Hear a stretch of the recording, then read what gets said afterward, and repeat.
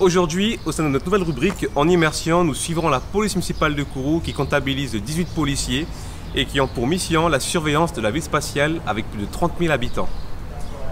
Nous sommes en ce moment face au bureau de monsieur Casca Guy François, donc chef de service, capitaine à la police municipale, dont il dirige, et nous allons récupérer ces quelques mots.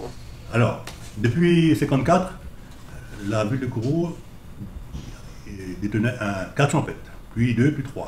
En 1972, vu l'augmentation de la population et la commune remplissait les critères, la police municipale a été créée. Et actuellement, la police municipale compte 18 agents de police et 12 ASVP, agents de surveillance de la voie publique. Alors, les missions de la police municipale, les agents de police municipale sont chargés de veiller à ce que les arrêtés du maire soient appliqués et, en cas de non-respect, de sanctionner par contravention.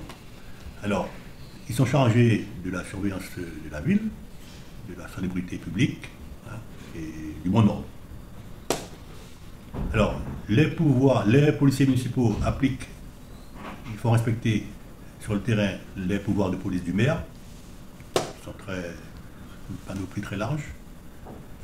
Et pareil, ils sanctionnent par procédure verbale.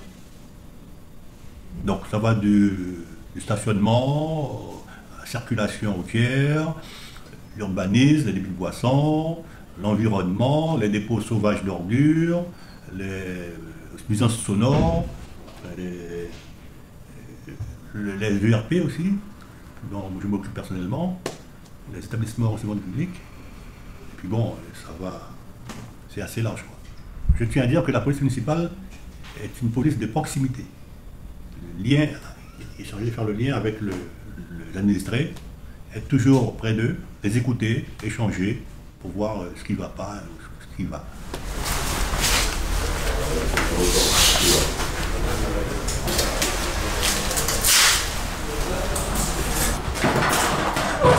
Alors ce matin, avant quelques missions à faire, alors nous irons à la briqueterie recenser les personnes qui sont là. Hein. Parce qu'il y a des nouvelles personnes qui sont là, ceux qu'on a déjà fait, on va voir ce qu'on peut faire. Hein. On ira aussi dans une construction, l'urbanisme, hein, à Lens. On va essayer de voir si la personne a son permis de construire.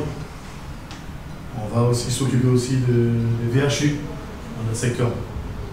Je trouve qu'il y a encore des véhicules qui sont arrivés. On va essayer de répertorier, etc. Les véhicules, on peut faire. On va aussi aller aussi dans notre secteur pour les dépôts d'ordures. Hein, on va prendre les gants, hein, les dépôts d'ordures, voilà. Si on peut voir, avoir des indices surtout. Hein, on va voir ça. Et puis à la fin, on va essayer de faire un petit contrôle entre le routier. Et pour terminer la journée. Est-ce qu'il y a des rapports, quelqu'un qui a quelque chose à dire à part ce matin? C'est bon? C'est bon, on est prêt, on y va? Ok. Ok. On attend l'heure de halle.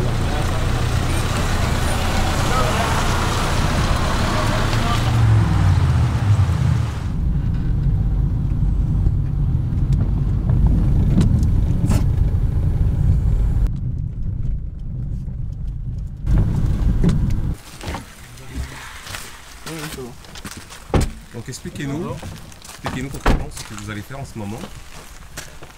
Alors là, on va procéder à une petite vérification sur les habitations qui sont ici, donc sur le chemin de la briqueterie à la Savane.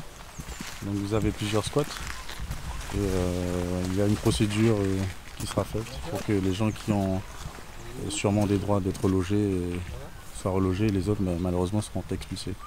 Donc on va faire une vérification de l'habitat en général.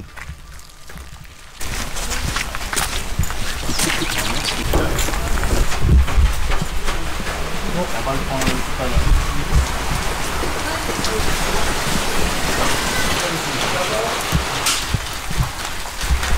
Alors on a déjà recensé ce quartier où il y a des logements en construction illégale. Un quartier qui est là depuis quelques années déjà. Et on fait un travail de la mairie. Et là, on vérifie périodiquement s'il n'y a pas de nouvelles constructions. Et comme c'est le cas aujourd'hui, vous voyez derrière vous, il y a des constructions en cours de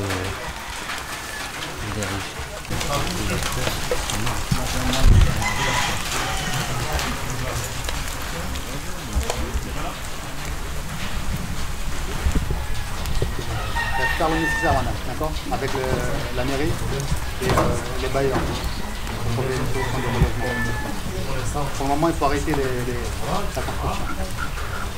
Les gens font des discussions sur ce qu'on a fait. Là, on est là, c'est parce qu'on n'a pas de possibilité. Oui, je comprends que vous n'avez pas de possibilité, mais nous, la police, c'est pas notre rôle. Notre rôle, c'est de venir regarder ce qui se passe. Regardez, là, il y avait des constructions qui étaient faites là-bas. Maintenant, je vois d'autres constructions qui sont en train de se faire. Il y a des nouvelles constructions. Là, on est là pour venir voir qu'est-ce qui se passe, pour vous dire, voyez, attention, ta maman, tu es avec ta maman. Après, il y a des organismes pour ça. Soit tu déposes le dossier à la CISGO, si ton dossier passe, tu auras un logement, etc. Mais bon, tu m'as dit que tu n'as pas les moyens pour payer, tu ne travailles pas. Ouais. Ben là, on est venu à la rue de la Briqueterie pour les nouvelles constructions qui ont été faites là, dernièrement. On a vu des personnes qui sont en train de construire des petites maisonnettes sans autorisation. On les a parlé, mais là, apparemment, les responsables de ces constructions n'étaient pas là. Alors on a pris déjà un premier contact avec eux et on va repasser encore dans la semaine plusieurs fois. On repasse pour essayer de trouver les personnes qui ont construit cette petite maison. On a un véhicule en VHU et là on va essayer de prendre tous les indices pour trouver le propriétaire, pour le verbaliser. Alors l'agent Mirakov va s'occuper de ça.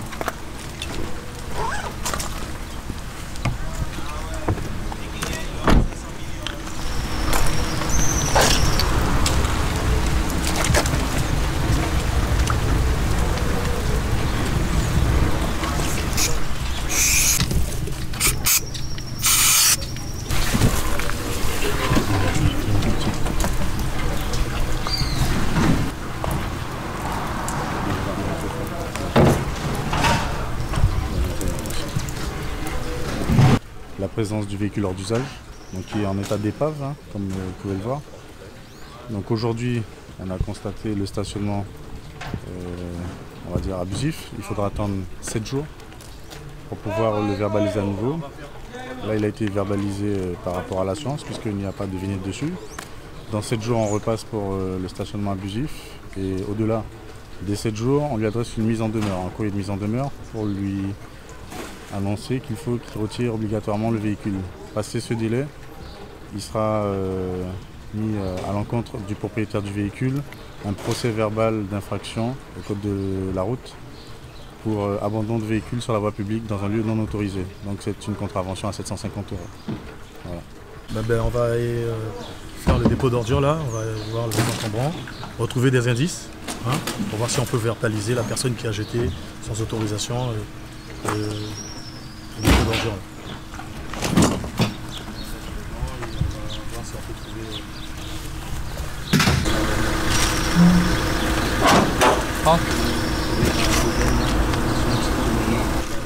On a un nom, un administré, une photo. Une photo.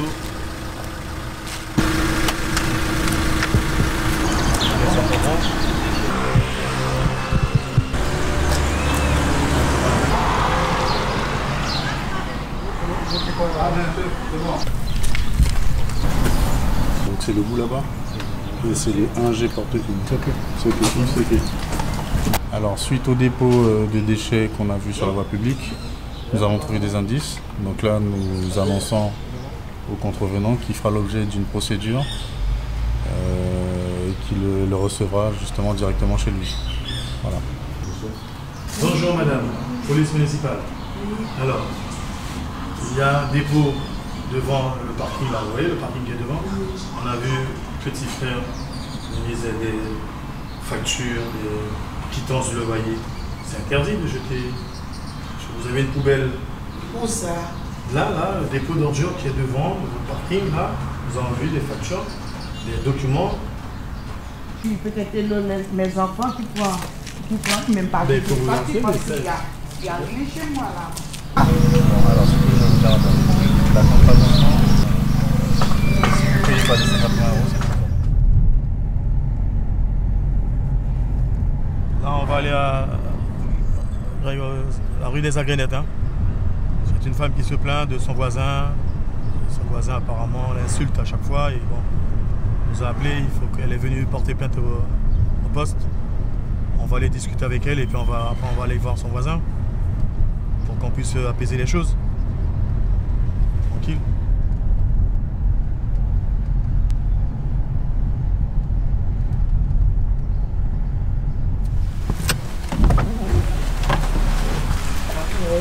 Bonjour madame. Bonjour. C'est vous qui êtes venu voir la police? Oui. Ah, il n'arrête pas. Moi, sincèrement. Bonjour madame. Bonjour monsieur. Bonjour. Le problème, c'est un problème de nuisance, non? De nuisance, oui, il m'insulte. Il n'arrête pas d'insulter de tous les mots. Il crie comme un fou. Il a commencé à crier, à d'insulter, qu'on est des sauvages, on n'a pas habité dans cette rue, qu'on était des sales Brésiliens, que... Et pourquoi? Parce qu'il y a la musique? Non, parce qu'il ne nous supporte pas, mais je ne sais pas pourquoi. Il ne paye pas mon loyer. Qu'est-ce qu'il me veut? J'ai été à la gendarmerie, j'ai déjà fait une main courante parce qu'ils n'ont pas voulu prendre une plainte pour harcèlement, ils n'ont pas voulu. Suite aux différents qu'il y a sur cette rue, donc un problème entre voisins, on va vérifier les dires des personnes qui habitent à proximité. Donc on a déjà entendu la plaignante, maintenant on va écouter la version de certains s'ils sont là. Et on convoquera ultérieurement celui qui aurait le différend avec sa voisine. Donc voilà, il faut que les choses s'apaisent. Parce que, comme on dit toujours, hein, la première personne à qui on appelle à l'aide, c'est le voisin. Donc il faut garder de bonnes relations entre voisins. Donc là, on va essayer de trouver une solution pour que la situation se calme sur cette rue.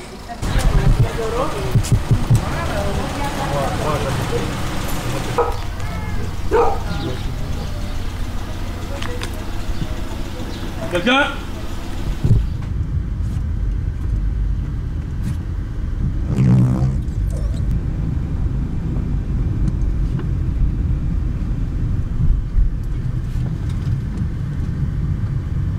Donc nous allons procéder à la sécurisation aux abords de l'école Émile Nézès.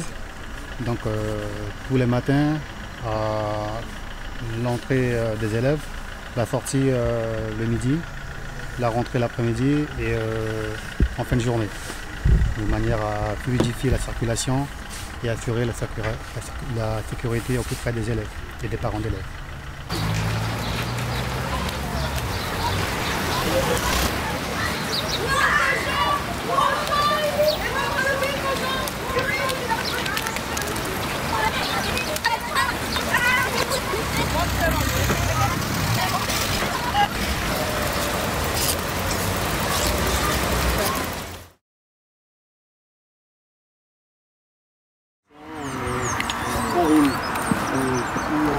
Sur place, dès que la personne remet une infraction, on peut demander tout le monde. C'est à partir de l'infraction. Pourquoi je vais... Non, on a mis sur le côté. Mais c'est pourquoi on arrête la vitesse.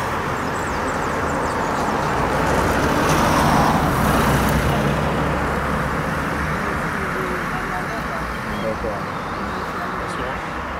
L'agglomération, vous savez, c'est à combien? C'est à 50 km/h. D'accord. Vous avez été flashé à 68. Regardez. Ok. Donc vous me présentez les pièces afférentes à la circulation, s'il vous plaît. Permis, carte grise.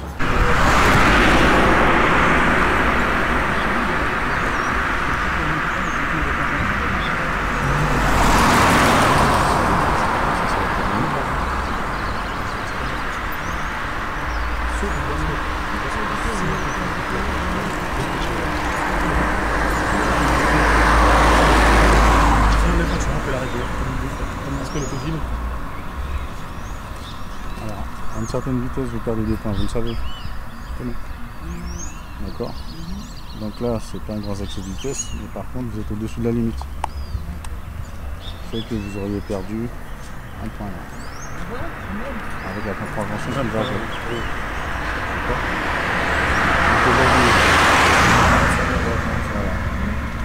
Là, il est moins de 20 km/h de plus.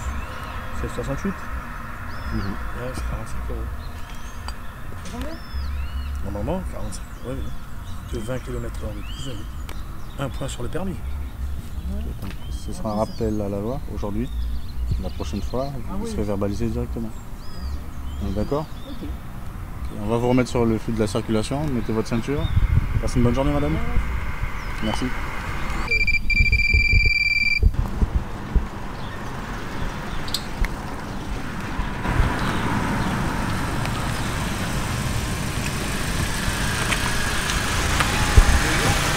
Bonjour monsieur. Municipal. Oui. On vous a contrôlé à 62 km/h au lieu de 50. À 62 km/h Au lieu de 50. Voilà.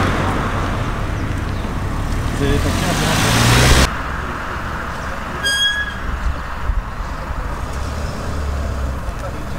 La carte grise du véhicule, vous l'avez pas? Non. Non, je suis pas avec. Vous n'avez pas. Non, on vous le donne pas?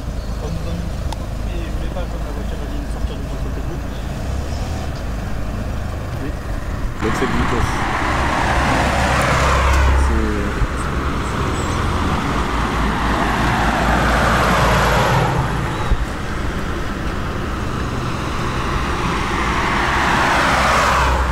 Ok. Aujourd'hui, on vous fait, on fait une prévention, mais sachez que c'est 50 km/h en ville. C'est pas parce que vous êtes à la poste que vous avez le droit, hein. D'accord, ok. Ok. Aujourd'hui, on vous fait une prévention et surtout mettez la ceinture aussi. Hein. D'accord, ok.